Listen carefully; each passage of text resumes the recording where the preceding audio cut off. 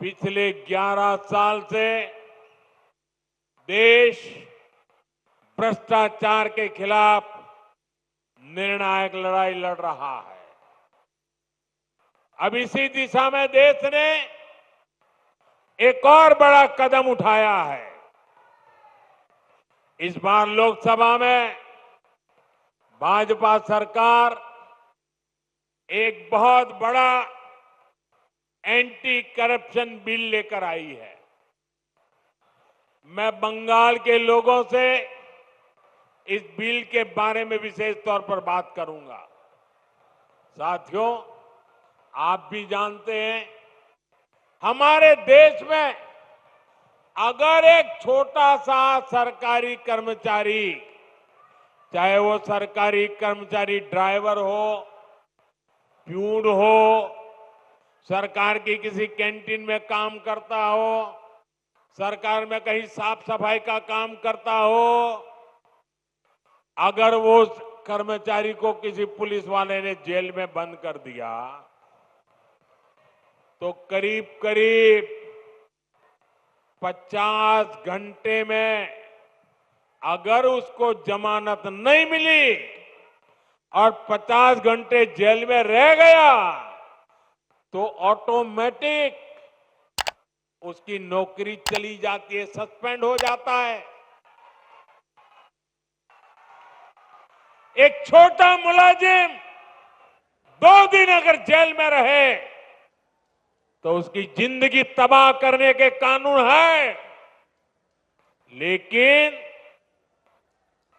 कोई मुख्यमंत्री, कोई मंत्री, प्रधानमंत्री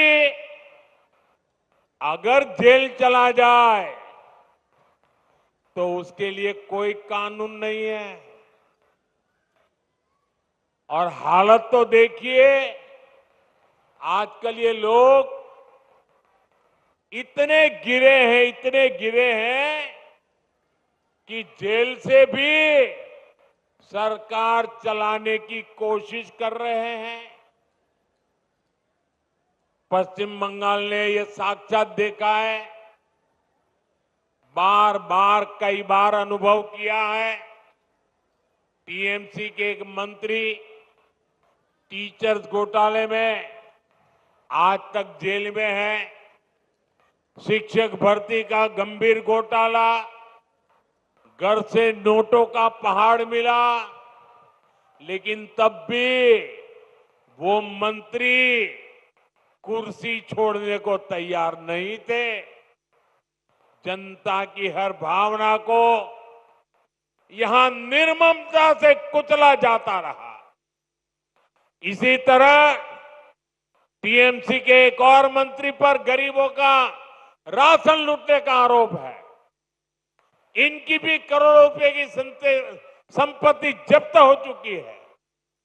ये मंत्री भी जेल जाने के बाद कुर्सी छोड़ने को तैयार नहीं थे।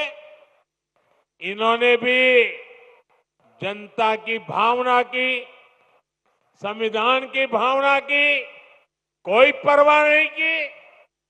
साथियों, आप मुझे बताइए,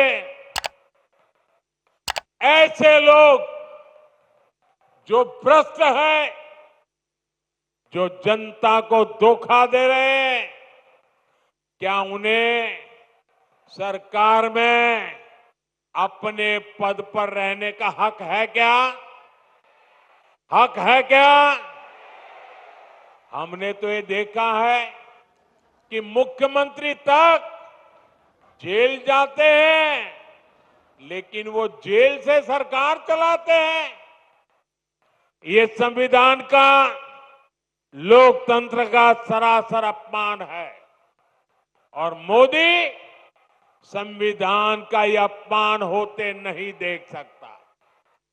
इसलिए मैंने तय किया, ये सब नहीं चल सकता। मंत्री हो, मुख्यमंत्री हो, अरे इतना ही नहीं, प्रधानमंत्री को भी सख्त कानून के दायरे में लाया हूं। अगर पीएम भी 30 दिन जेल में रहे और उन्हें जमानत न मिले तो अगले दिन उनकी कुर्सी भी चली जाएगी।